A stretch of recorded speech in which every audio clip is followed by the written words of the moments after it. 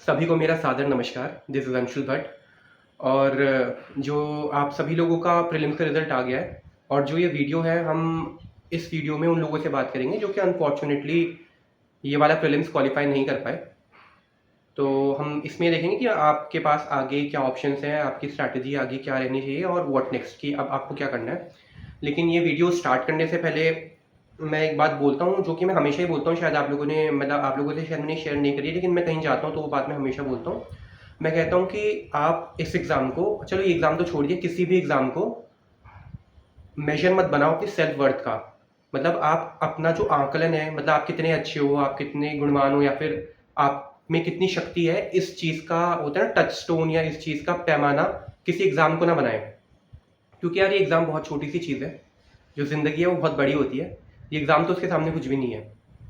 और जो लोग ये सोचते हैं ना कि अगर ये एग्ज़ाम नहीं निकला तो ज़िंदगी में कभी सफल नहीं हो पाएंगे, या एग्ज़ाम नहीं निकला तो मैं कुछ नहीं हूँ। कुछ लोग सोचते हैं कि अरे यार मुझसे एग्ज़ाम ही नहीं निकल रहा, मैं तो बहुत बेवकूफ़ हूँ, या मुझसे कुछ हो ही नहीं सकता, या मैं कुछ नहीं हूँ दुनिया के आगे अब तो आपको ऐसा नहीं सोचना है, क्योंकि कोई भी एग्ज़ाम आपकी सेल्फ वर्थ डिफाइन नहीं कर सकता। अगर आप किसी एग्ज़ाम को यूज़ कर रहे हो अपनी सेल्फ वर्थ या दूसरों की सेल्फ वर्थ डिफाइन करने के लिए, तो मुझे लगता है you are doing great injustice to yourself. तो यही बात आपको ध्यान में रखनी है। और यार एग्ज़ाम की बात छोड़ो यार, आप देखोगे, आप 10 लोगों के नाम याद करो जिन लोगों ने दुनिया में इम्पैक्ट क्रिएट करा है, देश में इम्पैक्ट क्रिएट करा है।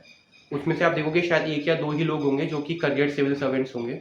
इसमें किसी को डिमीन नहीं करो, लेकिन मैं बता रहा हूँ कि there are many other opportunities जो कि आपका वेट कर रही हैं बाहर।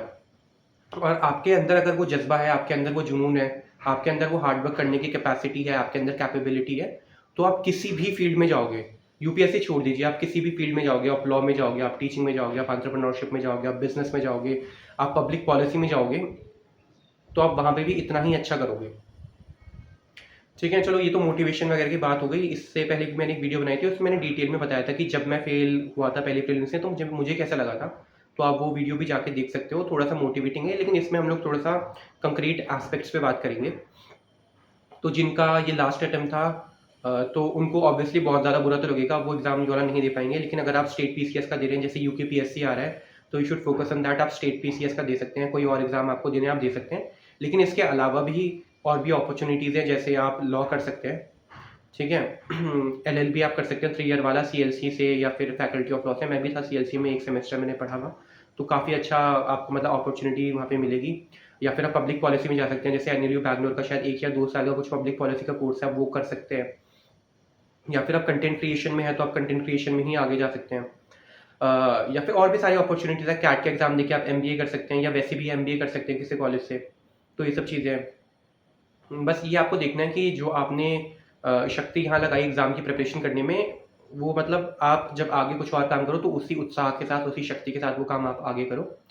और अगर मैं बात करूँ उन लोगों का जिनका फर्स्ट ही अटेम्प्ट था या सेकंड ही अटेम्प्ट था, तो अभी मैं उनसे कहूँगा कि आप लोगों के बहुत सारे अटेम्प्ट बचे हैं। आप लोगों के लिए मेरे पास एक सुझाव है कि अभी आप ये मत समझना कि आपका प्रीलिम्स नहीं हुआ। आप मतलब रिवीजन करते जाओ, आप पढ़ते जाओ इस हिसाब से कि जैसे आपको ये वाला मेंस ही लिखना है। ठीक है, तो अगर आप ये करोगे ना तो क्या होगा, क्योंकि जब तक टाइम क्रंच नहीं रहता, जब तक टाइम का प्रेशर नहीं रहता ना, तब तक पढ़ाई नहीं होती। अगर आपके ऊपर टाइम का प्रेशर रहेगा, टाइम का क्रंच रहेगा, तो आपकी मेंस की पढ़ाई भी जल्दी जल्दी होगी। आप जल्दी जल्दी वो 1 पेजर नोट्स जो शॉर्ट रिवीजन वाले बनाने होते हैं वो भी बनाओगे। ठीक है, आप पढ़ाई भी करोगे, आपका सारा सिलेबस भी कंप्लीट हो जाएगा। अगर आप ये सोच के चलोगे कि 80 दिन बाद मुझे भी मेंस लिखना है, लेकिन आप ये सोचो कि अरे मेंस तो अब अगले साल लिखेंगे, आराम से पढ़ेंगे, तो वो कभी कंप्लीट नहीं हो पाएगा। तो अगर आपका पहला या दूसरा ही अटेम्प्ट है, क्योंकि मोमेंटम बना रहता है इस टाइम ना, तो आप मेंस की ही तैयारी करते जाओ, और ऐसे करो कि जैसे आपको मेंस लिखना है, और जिस दिन मेंस का पेपर आया, ठीक है, तो उसके नेक्स्ट दिन फिर आप अटेम्प्ट कर लो एग्जाम लाइन कंडीशंस में। तो ये आपको बहुत बेनिफिट करेगा, स्पेशली आपके नेक्स्ट अटेम्प्ट के लिए। और जिन लोगों का थर्ड या फोर्थ अटेम्प्ट था, या जो लोग थोड़े से ऊब गए हैं पढ़ पढ़ के, तो मैं उनको कहूँगा, और जो स्पेशली जो इस विशियस सर्किल में, इस विशियस लूप में फंस गए हैं, तो उनको मैं कहूँगा कि आप क्या करें। आप या तो मतलब थोड़ा ब्रेक लें, एटलीस्ट 15 या 20 डेज का थोड़ा सा ब्रेक ले लें, और आप ना किसी कोर्स में इनरोल कर लें। जैसे I was in NIM Uttarkashi, तो I did one adventure course, तो आप वो सब चीज़ें कर सकते हैं। You can go for little expeditions, mountaineering, या फिर ट्रैकिंग के लिए जा सकते हैं। या फिर आप किसी फुल फ्लेजेड कोर्स में एडमिशन ले सकते हैं, क्योंकि देखो आपने बेसिक तो पढ़ा हुआ है, आपको सिर्फ अब रिविजन करना है। तो आप किसी मास्टर्स डिग्री में इनरोल करेंगे, या फिर LLB की डिग्री में इनरोल करेंगे, तो आपके पास टाइम होगा कि आप डिग्री भी कंप्लीट करें और आप रिवीजन भी कर लें, क्योंकि उस टाइम बेसिक सिर्फ आपको रिवीजन ही करना होता है। और मेरे कई सारे ऐसे फ्रेंड्स हैं जिन्होंने मास्टर्स की डिग्री में इनरोल करा हुआ है और वो फिर मतलब यूपीएससी की प्रिपरेशन भी साइड बाय साइड कर रहे हैं, क्योंकि आपने दो तीन अटेम्प्ट लिख लिए हैं, आपका बेसिक जो सब कुछ है वो कंप्लीट है, आपको सिर्फ रिवीजन पे फोकस करना है। तो मुझे लगता है you can take that chance and go for either a job और फॉर सम डिग्री। और जब आप कॉलेज में जाएंगे, जब आप बच्चों से मिलेंगे, तो आपका भी थोड़ा सा माइंड फ्रेश होगा, थोड़े से नए आइडियाज़ मिलेंगे। तो I think that will help you in the later stage या फिर दूसरे अटेम्प्ट के लिए।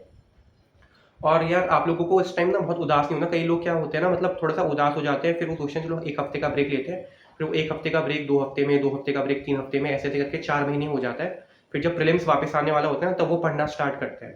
तो मैं कहूँगा यार ऐसा मत करो, मेंस के लिए भी मतलब ब्रेक ले लो, 10 एक दिन का अच्छे से ब्रेक ले लो, और मेंस की प्रिपरेशन भी जारी रखो। और ये आपके पास टाइम है ना, ये बहुत अच्छा टाइम है अपनी इंटरव्यू की प्रिपरेशन करने के लिए। तो ये टाइम है, आप ना कोई हॉबी ले सकते हो, या फिर सोच सकते हो कि अरे आपको कोई हॉबी डेवलप करनी है, या आपको कोई कोर्स करना है जो कि रिफ्लेक्ट करोगे आप अपने DAF2 में इंटरव्यू के टाइम। तो ये काफ़ी अच्छा मौका है जो आप इस टाइम अपने ऊपर वर्क कर सकते हो, अपनी स्पीकिंग स्किल्स पे वर्क कर सकते हो। या लोग कहते हैं कि हम थोड़े से इंट्रोवर्ट हैं, तो आप थोड़ी अपनी सोशल स्किल्स पे वर्क कर सकते हो। आप लोग कोडिंग वगैरह सीख सकते हो अगर आपके पास टाइम है, आपका मन है, या कोई नई लैंग्वेज सीख सकते हो। ठीक है, तो ये सब चीज़ें जो इस टाइम आप लोग कर सकते हो, पोएम्स वगैरह पढ़ सकते हो, आपका थोड़ा इंटरेस्ट है लिटरेचर में, थोड़ा उसको और डेवलप कर सकते हो। तो ये थोड़ी छोटी मोटी चीज़ें हैं जो आप लोग कर सकते हो। और यार आई थिंक इतना ही है। और जाते जाते मैं आप लोगों से यही बोलूँगा कि यार ज़िंदगी में कभी हार नहीं माननी चाहिए, और स्पेशली किसी एक एग्ज़ाम की वजह से खुद को कम नहीं आंकना चाहिए। अगर आपको लगता है ना that you can do it, so you can do it. कभी भी खुद को कमज़ोर मत समझो। जैसे आज विवेकानंद जी की पुण्यतिथि भी है, तो उन्होंने कहा था ना कि strength is life and weakness is death. जब जब तक आप खुद पे विश्वास नहीं करोगे ना, जब तक आप खुद नहीं सोचोगे हाँ I am strength, I am powerful, तब तक कोई और बाहर से आपको कितना ही बता दे, कितनी आपकी तारीफ कर ले, या कितना ही आपको मोटिवेट कर ले, आप कभी मोटिवेट नहीं हो पाओगे। आपको खुद के अंदर झांकना होगा, खुद के अंदर आपको शक्ति ढूंढनी पड़ेगी, और आपको खुद पे विश्वास करना पड़ेगा, तभी आप जीवन में या किसी भी एग्जाम में सफल हो पाएंगे।